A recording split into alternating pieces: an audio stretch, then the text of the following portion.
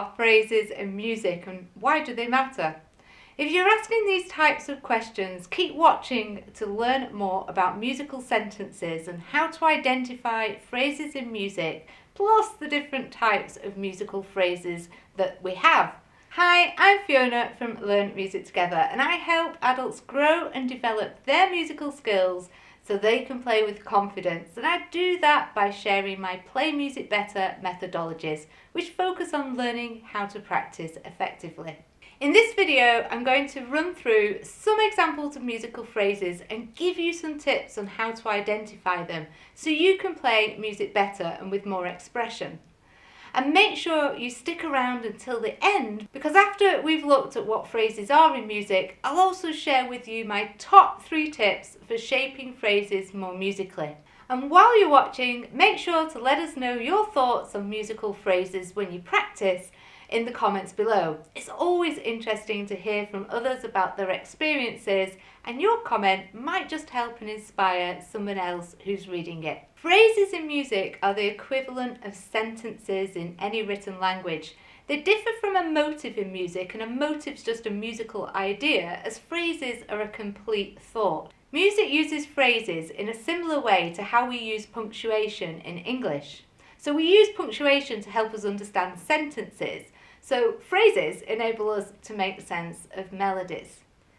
Just imagine if I gave you a piece of text which had no full stops, commas or paragraphs, and then I asked you to read that story on the page to an audience. It'd be a tall order. It'd be tough to read convincingly. You'd probably want to grab a pencil before you started and put in all the necessary punctuation. And it's the same in music. It's much harder to play a piece expressively and convince an audience of your message if you can't identify the phrases. Musical phrases provide shape to sections, which in turn gives structure to the work as a whole. So let's have a listen to a piece now, and I'm going to play it twice. The first time I'm not going to define the phrases at all. I'm just going to play it as if it was a series of notes.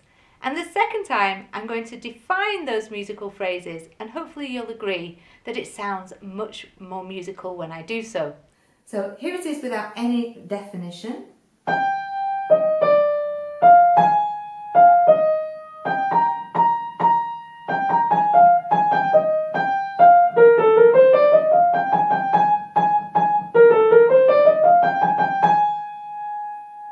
And now let's make those phrases more defined.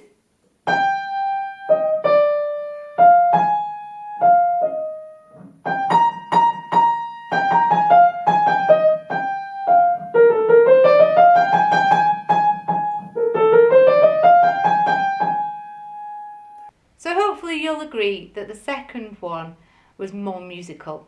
There are many types of musical phrases, but they generally fall into 2 categories: regular phrasing and irregular phrasing. Let's start with regular phrasing, which is when all the phrases are the same length throughout a piece. In this scenario, they are usually either 2 bars or 4 bars in length, but they can be longer. Here's a short piece in 6/8 time, which has 4 2-bar phrases. And I'll come on to how I know that the piece has 4 phrases shortly in this video. But each phrase in a piece that uses regular phrasing often starts in a similar way. You can see here that the piece begins with an anacrusis or an upbeat, so it's likely that the next phrase will also begin with an anacrusis, and it does. Let me play you the first and second phrases so that you can hear that more clearly. So here's the first phrase, which begins with an anacrusis.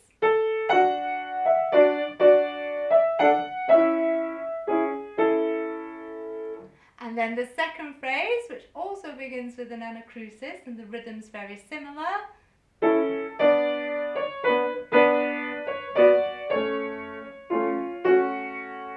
And the third phrase also begins with the anacrusis.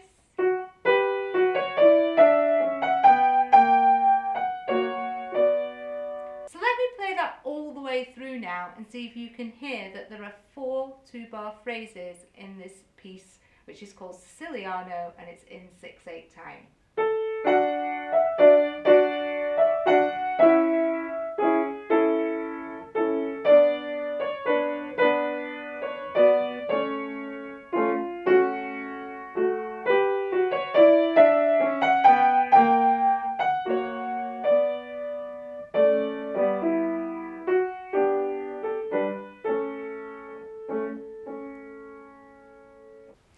Here's another example. This time we're in 3/4, and this piece also has an anacrusis. So let's see if you can hear that upbeat at the start of each phrase.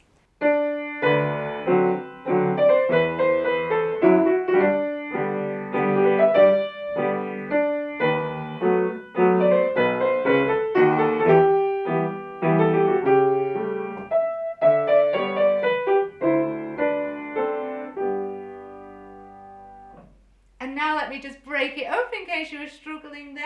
So phrase 1 begins with that anacrusis.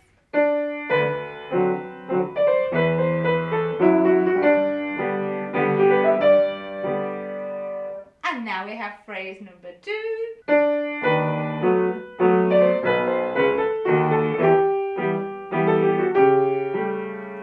And the third and final phrase, which also begins on the last beat of the bar.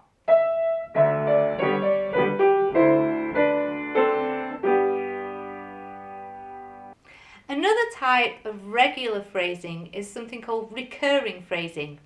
A recurring phrase is a leitmotif that repeats and is related to a character or a place or an idea. Leitmotifs are used in opera to unify the work and tell a story without using words. The operas of Wagner contain some great examples of this type of phrasing. There's a leitmotif on the screen right now which was taken from Wagner's opera Die Walküre, the second of 4 operas that make up the Ring cycle. And the Ride of Valkyries, which is the leitmotif that you can see on the screen right now, comes at the beginning of Act 2. The opposite of regular phrasing is irregular phrasing, where the phrase lengths vary. So you might have a 2-bar phrase, followed by a 5-bar phrase, and then a 4-bar phrase. The opening of Chopin's Ballad No. 1, Opus 23, is an example of this, as it begins with a 3-bar phrase and is then followed by a 2-bar phrase. Now you could also argue that this is one complete 5-bar phrase.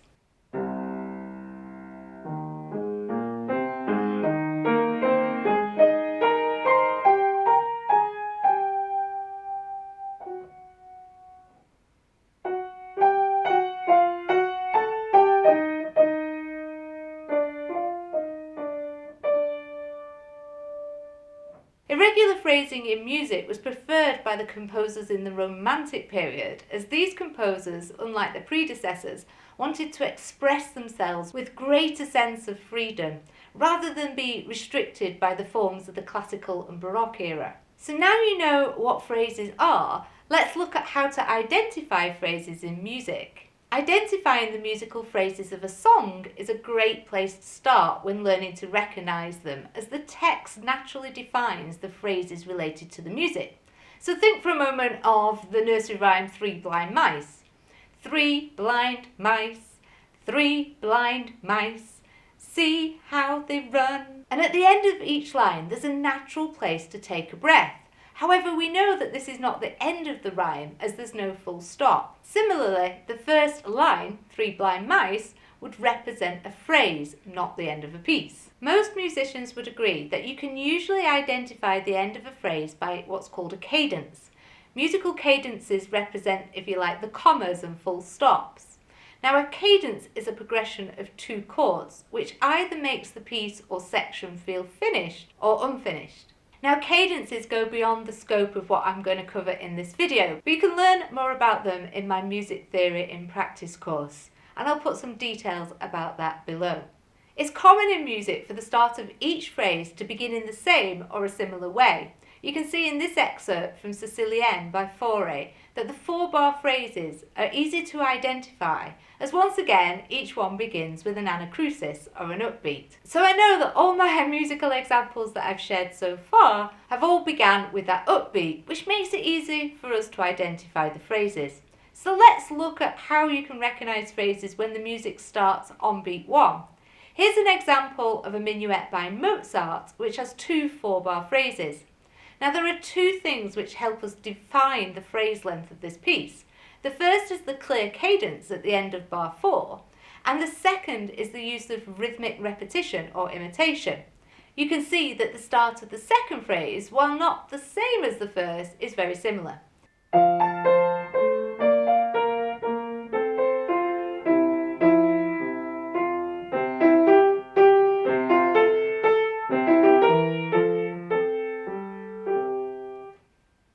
classical music, this is often the case, although, as with everything, there's always caveats, it's not always the case. So a combination of the cadences, any upbeats, any repetition or imitation, and the style of the piece can help us identify musical phrases.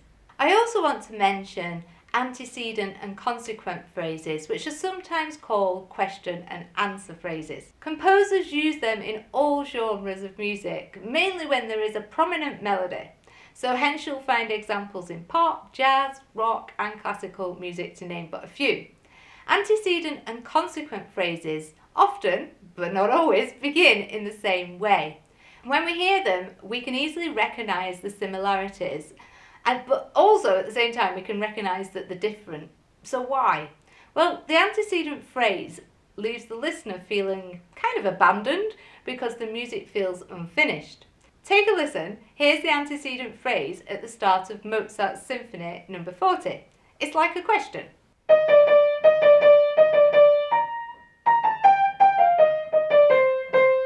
Now just imagine if I walked off stage right now as a listener, you'd be like, no, you can't do that. Because there's an expectation that the music will continue. The underlying harmony is responsible for this, as an antecedent phrase in music doesn't end on the tonic.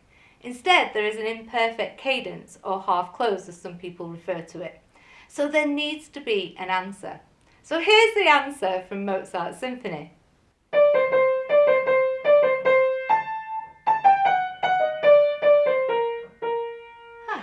That's much better, isn't it, if we finish there on the tonic? I'm sure you'll agree that the consequent phrase brings the conclusion that you need. There's a perfect cadence or an authentic cadence at the end, which gives us satisfaction. It complements the antecedent phrase when you hear them together. You know that they belong as one. There's one more thing to note about these types of phrases. If the answer to the antecedent phrase begins with the same rhythm and pitch, the response is called a parallel consequent. An example of this is the Ode to Joy theme in Beethoven's Symphony No. 9. You could describe the antecedent and parallel consequent phrase here as one long phrase. And these types of phrases are often used as a repeated phrase in the music to form a theme within a section. The antecedent and consequent phrases are an example of balanced phrases. The consequent phrase balances and is almost symmetrical to the antecedent phrase apart from the cadence point. The two phrases together make what's called a period in music, and the period is often doubled to form a musical section. So you can now start to see that learning about phrases is well worth your time and effort because it leads us on to discovering more about musical form. I have one final thing to share before going on to my 3 bonus tips on how to shape phrases more musically. Composers sometimes extend phrases by reiterating a motive before the cadence. The phrase is therefore extended, meaning the cadence is delayed. Another way composers extend the phrase is by repeating the final cadence or prolonging the sense of closure towards the end of the phrase or the end of the section of the piece. You can see an example here on the screen right now. The second phrase, which I've marked in pink, is very similar to the first phrase, which is marked in yellow, but Haydn has extended the second phrase by 1 bar, which I've marked with the sort of purple coloured box. So here's phrase 1.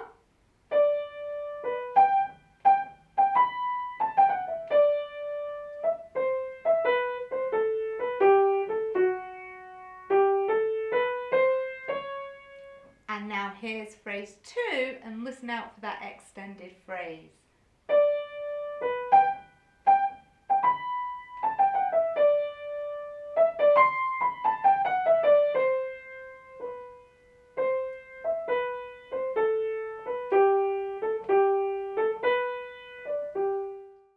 So to summarise, there are 2 categories of phrasing, regular and irregular. To identify phrases, look for bars of music which are very similar, perhaps in rhythm, perhaps in pitch, perhaps they start with an anacrusis, and see also if you can identify the cadences. A good starting point is to check the end of bar 2 and the end of bar 4 to see if there's a cadence or anything that indicates that the phrase ends there. Just remember, if the piece starts with an anacrusis, it's likely that the second phrase will do too. Now that you've got a good idea of what phrases are in music, here are my 3 top tips for shaping phrases more musically. So tip number 1, the easiest way to shape a phrase musically is by using dynamics. This is the most common way, and what we do is we crescendo towards the centre of a phrase and then we diminuendo afterwards. You want to work towards tapering the ends of phrases with great control, and this is something that does take lots of practice. The best way to improve if you're playing a wind, brass or string instrument is by practicing long notes, which crescendo and then diminuendo. Aim to keep the tone quality the same, regardless of the dynamic that you're playing. The skill is to make the change in dynamics as gradual as possible. Try and crescendo to your loudest or diminuendo to your softest points without losing that tonal quality of the note. Often learners go louder or softer too abruptly, so the subtle tonal colours are lost. Make sure to check out my video on different dynamics in music and how to create better contrasts if you want to learn more. I'll put a link to it at the end of this video. Now my second tip is one that you can apply to if you're practicing romantic music. You want to use vibrato to enhance the musical emotion within the phrase. So you increase the tempo slightly towards the centre of the phrase and then slow it back down after that central point. Each phrase can have a different feel, or what I call ebb and flow, depending on the energy that you're trying to create within it. Now my third tip is all about adding greater depth to the balance, and you want to do this as the harmony moves away from the tonic within the phrase. You can achieve this by altering the balance slightly between the hands if you're on piano or harp, or adding some pedal if that suits the style of the music. On wind, brass and string instruments, you could add more shape and definition by using vibrato. You might widen the vibrato or increase the speed as the energy intensifies. Again, care needs to be taken to ensure that you do still control the vibrato, because if it becomes too wide, the intonation is often compromised. But on the other hand, if it's too tight, the tone can sound rather restricted. So those are my 3 tips, and I hope you've learned lots about musical phrases today. And if you found this video helpful, please give it a thumbs up and subscribe to the channel. That way you'll be helping it reach more learners just like yourself. And if you'd like further practice tips to elevate your playing, please do download my free practice tips guide. Every one of these tips is helpful, regardless of the level you are at, because so often it's the way that you practice and what you do when practicing that makes a difference. You'll find the details of how to grab that guide in the description below. And you'll also see on your screen right now the links to the videos that I mentioned earlier, which will help you practice more effectively so that you can grow and develop your musical skills and play with confidence. Thanks for watching.